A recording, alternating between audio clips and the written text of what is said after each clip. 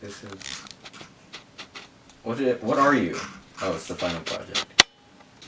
Smooth transition.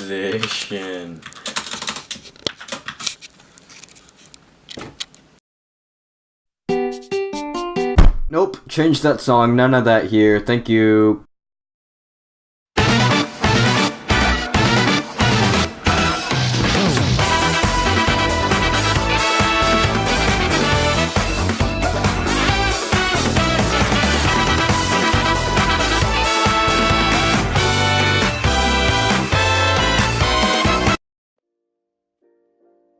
Hello and welcome to my computer science portfolio video, but before I can show you anything in my portfolio, I have to ask myself the very simple question, and that question is, what is computer science?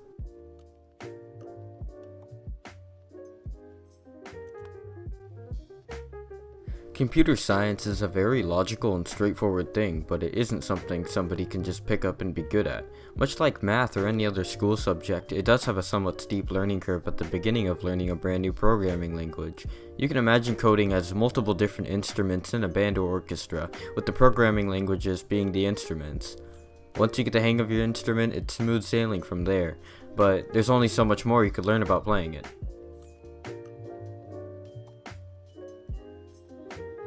My experiences in computer science started off with open processing, a starter programming language based on Java, and what's currently being used to code in the background. Going into the computer science class, I had no idea what I was getting into. I had no clue that the class was about coding, and because of this I had trouble understanding what I was doing and had little success in whatever I did. This is most clearly shown in my first ever sketch in open processing, which depicts one house on a blue background, as shown here. The sketch itself was only 14 lines of code, and nothing really creative was going on either. This would all change once I started understanding processing more and more, and this would be most evident in my second real sketch, as shown here.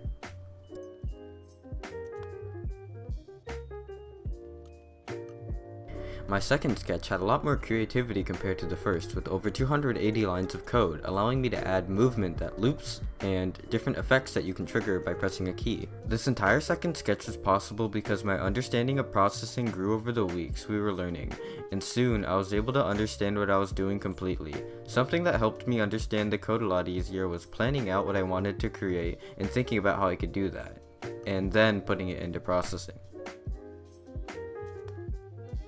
With my understanding of processing being at what it was, I could finally just code for fun and not just for class reasons, and out of boredom I created this sketch.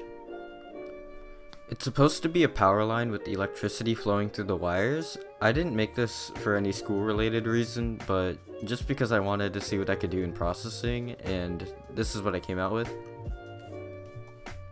What really made my learning effective in coding is thinking and planning about how I was going to code something and actually doing it.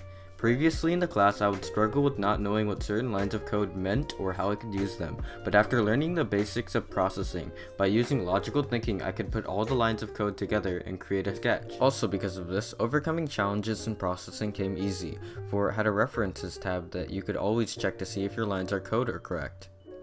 The final sketch we had to make in processing had to be based on an optical illusion, so I thought about how I could go with doing that.